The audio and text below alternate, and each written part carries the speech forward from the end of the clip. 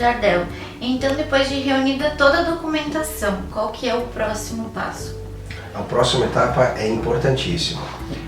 É a análise da documentação. Imagina então o cenário do qual a gente já tem todas as certidões, a gente fez todo aquele processo de pesquisa, localizamos as certidões, entramos em contato com os cartórios, pagamos pelas buscas, pagamos pela emissão da certidão, a certidão chega, a gente abre, vê aquela certidão. E aqui, se me permitam, uma informação importante: todas as certidões devem ser atualizadas e de inteiro teor.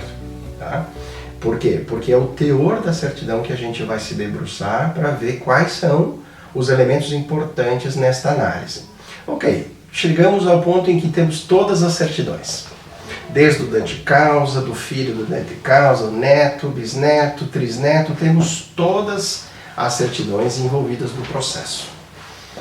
Agora a gente vai analisar alguns pontos que são importantíssimos.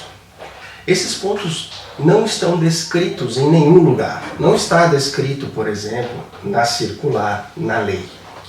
É uma tomada de decisão, é uma regra geral que todos os que trabalham com cidadania italiana, nós assessores, advogados, se baseiam para reduzir ao máximo qualquer eventual incerteza, dúvida na análise de quem efetivamente vai te reconhecer a cidadania italiana, que são os funcionários dos consulados, os oficiais dos comunes das prefeituras lá na Itália, um eventual juiz de direito italiano que vai analisar um processo judicial. É eles que vão olhar, por exemplo, se sobrenomes divergem, se datas não coincidem. E aqui, se vocês me permitem, né, Gabriela, falar sempre de um caso específico, um caso concreto, né, que trata da linha genealógica nossa, né? Ou seja, quando nós nascemos, alguém faz o registro para a gente, né? Não somos nós que vamos lá e fizemos o nosso registro. É importantíssimo que na certidão de nascimento o declarante seja aquele que te está passando a cidadania italiana, em termos assim práticos, né? Se eu estou fazendo o processo de cidadania pela minha paterna, e o meu pai vai lá no cartório e me registra, automaticamente ele está passando para mim a cidadania brasileira. Sim. E, por consequência, a italiana, pela minha origem. Sim. Então, se eu delego este registro, este ato importante, como era comum, infelizmente, na época da colonização aqui italiana na nossa região, delegar para outras pessoas. Então, pode ser que seja filho dos pais que estão sendo registrados no ato. Não existe a confirmação de fato. Então, isso é um fator muito importante que pode ter consequências de a gente ter que produzir mais provas, certidão de nascimento, ou alguma prova que registre a autenticidade, que vai legitimar aquela questão de paternidade ou de maternidade. A certidão de óbito alguém faz por nós, a gente já passou dessa para melhor. A de casamento não, a gente está lá, presente, né? Então, neste momento em que a gente declara o dia, o mês, o ano, o nome dos pais, e se ela diverge daquela informação inicial, do nosso primeiro registro, que é a certidão de nascimento, este é um elemento que precisa ser corrigido. Né? Se eu digo que eu não nasci em 1972, nasci em 1974, para parecer mais jovem, né? Para poder ingressar na carreira do futebol, né? Eu vou ter consequências disso. As consequências quais são?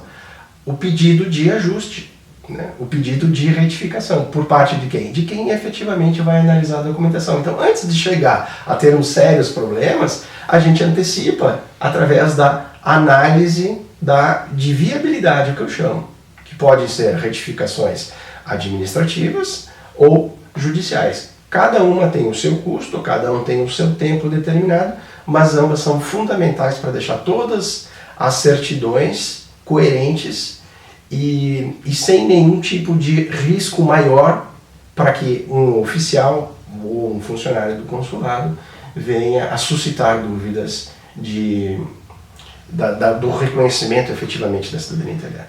Eu percebo que é bem comum, né, ter erros nas certidões, né, dos antepassados, até porque alguns nem sabiam, às vezes, o nome correto, né, quando vinha da Itália.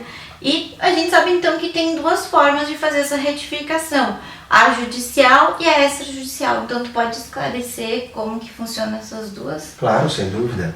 Quando a gente faz essa análise, eu particularmente me debruço em cada uma das certidões, imprimo elas, coloco em cima da mesa, faço uma análise cruzada com relação às informações da certidão de nascimento, de casamento, da do filho, enfim, faço um círculo daquilo que eu acho que precisa ser corrigido. No final de toda essa análise, eu emito um relatório. Um relatório onde diz a certidão número 1, número 2, número 3, precisa incluir tal informação, precisa retificar tal informação.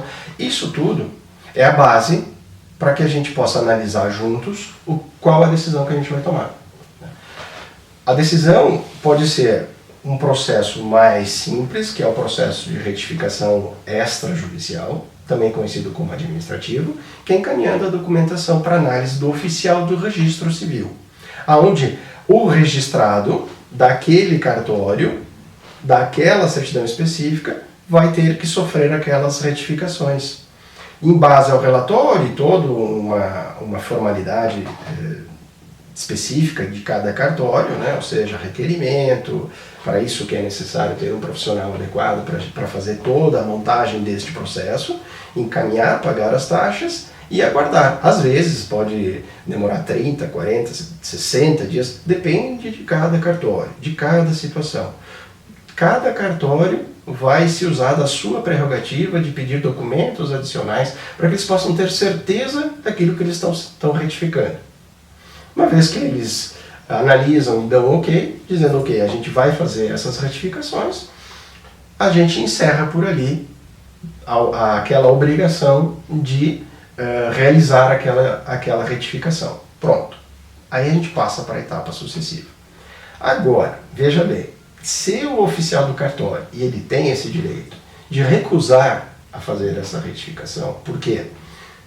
Geralmente a pessoa é viva, e não é tão simples assim a gente trocar o sobrenome, né, de uma pessoa que ainda está em vida, isso tem consequências de responsabilidade civil, né?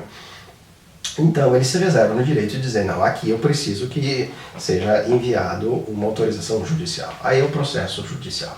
A gente tem que apresentar essas provas para o juiz, fazer então a petição inicial, o processo propriamente dito, a contratação de uma advogada especialista como a Gabriela é fundamental nesse caso, fundamental, para que ela possa administrar o andamento, bom andamento. Isso quer dizer, todas as provas envolvidas no processo de retificação, para que o Ministério Público possa pedir vistas, para que ele possa analisar, seguir o fluxo normal para o juiz deferindo, temos os mandados judiciais, hoje em dia tudo online, né, e encaminha para o cartório então aí sim ele se sente mais tranquilo, né, e obrigado de fazer aquela retificação. Aí a gente recebe a averbação, que é nada mais o teor da certidão, tal e qual, como está transcrito no livro, porém, no rodapé, as informações oriundas daquele relatório que a gente fez da análise. Ali segue então para a etapa final do fluxo de trabalho da parte Brasil do processo da cidadania italiana.